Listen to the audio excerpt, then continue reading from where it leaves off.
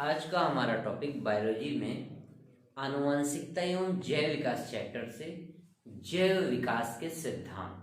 आज का टॉपिक है जैव विकास के सिद्धांत, थियरी ऑफ ऑर्गेनिक इवोल्यूशन। जीवों में विकास किस तरीके से हुआ, इस पे बहुत सारे मत हैं, बहुत सारे सिद्धांत हैं, लेकिन आपके सिलेबस में ये 4 प्रमुख सिद्धांत जिन्हें आपको पढ़ने हैं। जैव विकास के सिद्धांतों के रूप में लैमार्कवाद, डार्विनवाद, नव डार्विनवाद और उत्परिवर्तनवाद प्रमुख है।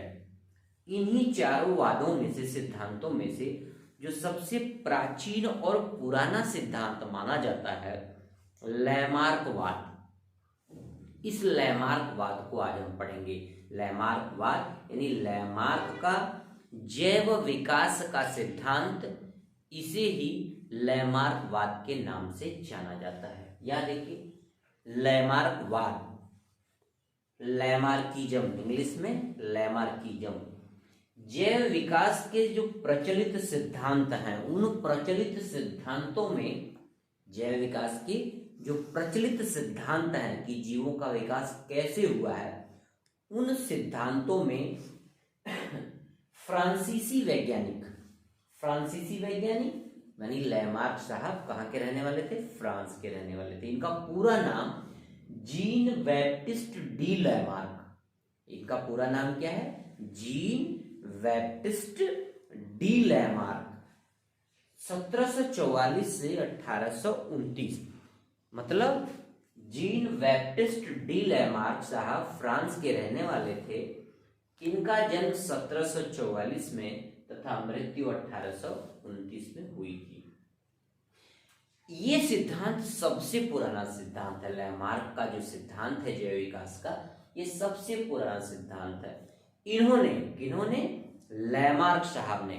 लैमार्क ने 1809 में, सन 1809 में अपने सिद्धांत को, किस सिद्धांत को? जैव विकास के सिद्धांत को। लैमार्क ने 1809 में अपने जैव विकास के सिद्धांत को फिलोसोफी जूलॉजी नामक पुस्तक में प्रकाशित कराया। फिलोसोफी जूलॉजी नामक एक पुस्तक लिखी उन्होंने।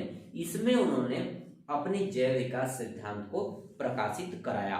तो आप 2 न्यूमेरिकल का प्रश्न ध्यान दें। अगर लैमार्क पूछता है लैमार्क कहाँ के रहने वाले थे, तो आप लिखेंगे फ्रांस के। लैमार्क का अगर पूरा नाम पूछता है तो जीन बैप्टिस्ट डी लैमार्क, जन्म 1744 से और मृत्यु 1829 तक। एक और प्रश्न पूछता है बहुविकल्पी के रूप में कि लैमार्क के द्वारा लिखी गई पुस्तक का नाम बताइए। तो पुस्तक है आपका फिलोसोफी जूलॉजी। कब लिखी इन्होंने? 1809 में। तो इतने इनके जो परिचय, संक्षिप्त परिचय जो हमने लिखा है, इन संक्षिप्त परिचय को भी आप भूमिका के रूप में जब लैमार्कवाद लिखेंगे तो इस तरीके से लिखेंगे।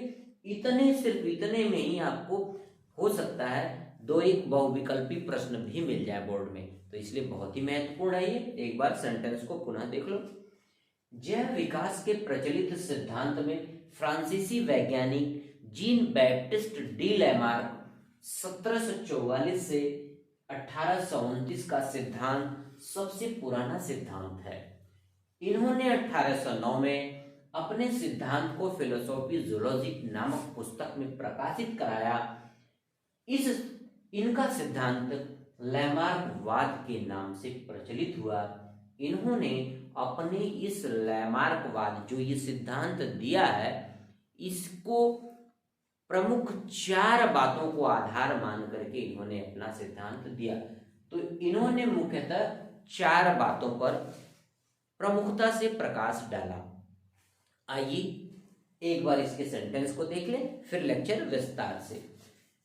इन्होंने जो सबसे पहली बात कही कि जीवों में आकार एवं वृद्धि की प्रवृत्ति स्वाभाविक होती है। दूसरी बात, वातावरण का सीधा प्रभाव होता है जीवों के विकास में।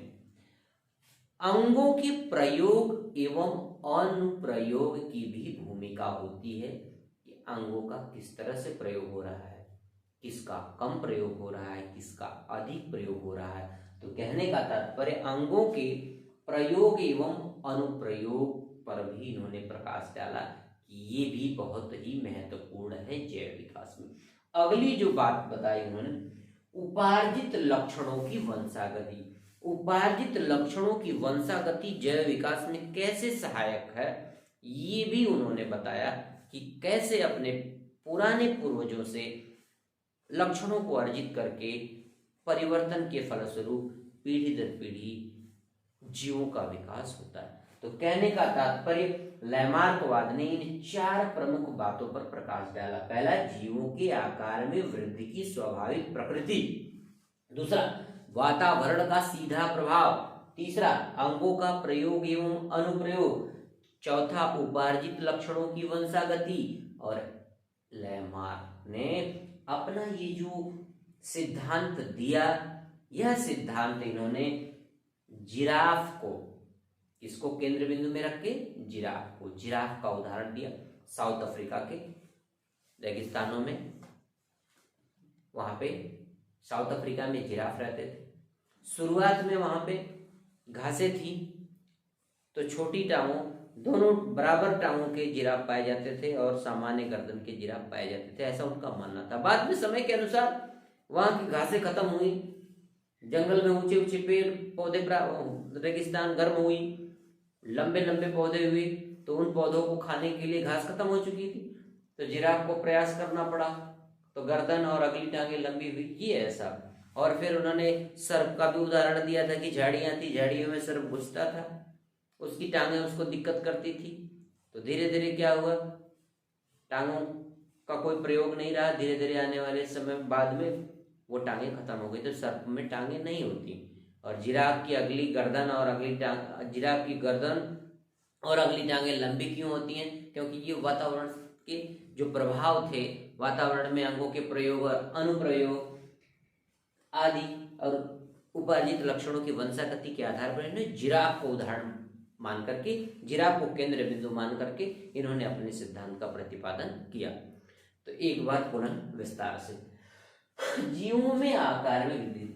लैमार्क ने बताया कि जीवों के आकार में खुद से स्वाभाविक प्रवृत्ति है कि उसका आकार एवं प्रकार स्वतः बढ़ता है, इसलिए जीवों का विकास होता है। दूसरा, वातावरण का सीधा प्रभाव। उन्होंने कहा कि जिस वातावरण में जीव रहता है, उस वातावरण का सीधा प्रभाव जीव के जैव के विकास में होता है। वातावरण जैसा होगा, उसमें रहने वाला जीव उस वातावरण के अनुकूल अपने आप को ढालता है। जो ढाल लेगा, जो एडॉप्ट कर लेगा, अनुकूल कर लेगा, उसका विकास संभव है, और जो नहीं कर पाता वो धीरे धीरे समाप्त हो जाता है। अंगों का प्रयोग एवं अनुप्रयोग। जब वातावरण का प्रभाव पड़ता है, वातावरण के अनुकूल जब जीव अपने आप को एडॉप्ट करता है, अनुकूल ढालता है अपने को जीवित बचाए रखने के लिए, तो उस समय अंगों के प्रयोग एवं अनुप्रयोग की जो भूमिका होती है वो महत्वपूर्ण होती है। जिस अंग का प्रयोग वह अधिक करेगा, उसका विकास अधिक होगा। अंगों के प्रयोग एवं अनुप्रयोग का मतलब है जिन अंगों का प्रयोग जीव अधिक करता है वह अंग विकसित हो जाता है, और जिनका प्रयोग कम करता है वो धीरे धीरे विलुप्त हो जाते हैं या अवशेषी अंग के रूप में शेष बचते हैं, जिनका कोई कार्य नहीं रह जाता। अगला बताया उपार्जित लक्षणों की वंशागति। ऊपर के जो तीनों हैं, आकार में वृद्धि, वातावरण के प्रभाव एवं अंगों के प्रयोग एवं अनुप्रयोग के फलस्वरूप जो लक्षण अर्जित करता है जीव, वो लक्षण एक पीढ़ी से दूसरे पीढ़ी में स्थानांतरित होता है। जैसे जिराफ ने क्या किया, शुरू में छोटी बराबर टांगों के छोटी गर्दन वाले जिराफ थे, लेकिन वातावरण के प्रभाव और अंगों के प्रयोग और अनुप्रयोग के द्वारा उन्होंने अपनी अगली टांगों और गर्दन को उचका उचका करके भोजन पाने का प्रयास किया। इसके फलस्वरूप पीढ़ी दर पीढ़ी उनमें क्या होता है, अगली लंबी टांगों और लंबी गर्दन वाले जिराफ का विकास होता गया। अब वो विकास उपार्जित लक्षणों की वंशागति कैसे बन गई, जब अंगों के प्रयोगों, अनुप्रयोग और वातावरण के सीधे प्रभाव के कारण उसको में अपने आप को अनुकूल बनाने के लिए जिराफ ने जब अपने अगली टांगों और गर्दन का अधिक प्रयोग किया तो वो अगली पीढ़ी में वो स्वतः ही लंबी गर्दन और अगली लंबी टांगों वाले जिराफ पैदा होने लगे और ये लक्षण पीढ़ी दर पीढ़ी कायम रहता गया, जिसके फलस्वरूप उपार्जित लक्षण मतलब ये लंबे गर्दन और अगली लंबी टांगों का जो लक्षण था ये जिराफ में पीढ़ी दर पीढ़ी चलता गया, जिसके फलस्वरूप अगली लंबी टांगे और लंबी गर्दन वाले जिराफ का विकास हुआ। तो इस तरीके से इन 4 बिंदुओं को आधार मान करके 4 बिंदुओं पर फोकस करा, प्रकाश डाला और आधार कौन था? जिराफ को केंद्र बिंदु मान करके और सर्प की टांगों के लिए सर्प को भी ले लिया था उदाहरण में इन्होंने। तो जिराफ को केंद्र बिंदु मान करके साउथ अफ्रीका में रहने वाले जिराफ को केंद्र बिंदु मान करके अपना एक्सपेरिमेंट किया और इस एक्सपेरिमेंट के आधार पर जिराफ में जो परिवर्तन हुए उन परिवर्तनों को आधार मान करके जैव विकास का सिद्धांत प्रतिपादित किया लैमार्क ने, जिसे हम लैमार्कवाद या लैमार्क का जैव विकास का सिद्धांत कहते हैं। एक बार पुनः 1 मिनट में सारा लेक्चर देख लो। जैव विकास के सिद्धांतों में जीन बैप्टिस्ट डी लैमार्क का सिद्धांत सबसे पुराना सिद्धांत माना जाता है। इन्होंने जिराफ को केंद्र बिंदु मान करके पीढ़ी दर पीढ़ी अध्ययनों के बाद एक जैव विकास का सिद्धांत प्रतिपादित किया, जिसे हम लैमार्कवाद के नाम से जानते हैं। लैमार्क ने 4 प्रमुख बातों पर प्रकाश डाला। इनका पुस्तक का नाम फिलोसिफ जूलॉजिक हमने बता ही दिया आपको। जीवों के आकार में वृद्धि। लैमार्क ने बताया कि जीवों में आकार और प्रकार यानी वृद्धि और विकास की एक स्वाभाविक प्रक्रिया होती है, जिसके कारण जीव में वृद्धि और विकास होता है। वातावरण का सीधा प्रभाव। जिस वातावरण में जीव रहता है उसका सीधा प्रभाव जीव के या जैव के विकास पर होता है। कैसे? जैसा वातावरण होगा उस वातावरण के अनुकूल वो अपने आप को एडॉप्ट बनाएंगे, वो जीव रहने के लिए अपने योग्य बनाएंगे। उस वातावरण के अनुकूल बनाने में जीवों में कुछ अंगों का या अन्य चीजों का विकास करना पड़ता है, जिसे हम जैव विकास की श्रेणी में लाते हैं। तो कहने का तात्पर्य है वातावरण का सीधा प्रभाव जीव विकास पे पड़ता है। अंगों का प्रयोग। वातावरण में अपने आप को एडॉप्ट करने के लिए, अनुकूल बनाए रखने के लिए जीवों को अपने कुछ अंगों का प्रयोग अधिक करना पड़ता है, कुछ का कम। जिन अंगों का प्रयोग ज्यादा होता है उसका विकास अधिक होता है और जिनका कम होता है वो धीरे धीरे विलुप्त होते जाते हैं या ऑसेसियम हो जाते हैं। उपार्जित लक्षणों की वंशावली। इन वातावरण के प्रभाव और अंगों के प्रयोग और अनुप्रयोग के फलस्वरूप जो लक्षण अर्जित करता है जीव, वो अर्जित किया हुआ लक्षण पीढ़ी दर पीढ़ी उसमें जैव विकास का आधार बनता है। मतलब एक पीढ़ी से दूसरी पीढ़ी में जो अर्जित किया वो क्या होती है, उसमें भिन्नताएं उत्पन्न होती हैं। वो भिन्नताएं उसका अर्जित लक्षण होता है और पीढ़ी दर पीढ़ी वो क्या होता है, उसमें कायम रहता है। जैसे गर्दन, अगली टांगे लंबी हुई जिराफ की वातावरण और अंगों के प्रयोग अनुप्रयोग के फलस्वरूप, तो अगली पीढ़ी दर पीढ़ी में उसको लंबी गर्दन और अगली लंबी टांगों का जिराफ पैदा होता गया। तो ये था आपका लैमार्क का जैव विकास का सिद्धांत और इसमें उदाहरण है जिराफ का। आप क्या करेंगे, ये भूमिका लिखेंगे, ये 4 पॉइंट लिख देंगे। इन 4 पॉइंटों में थोड़ा थोड़ा लिख देंगे जो हमने आपको बताया, बस आपका पूरा क्वेश्चन एकदम तैयार हो गया बहुत संक्षिप्त शब्दों में। तो चैनल को लाइक, सब्सक्राइब और बेल आइकन अवश्य दबाएं ताकि आपको अगला इंपॉर्टेंट और महत्वपूर्ण इंटरेस्टिंग लेक्चर सबसे पहले मिले।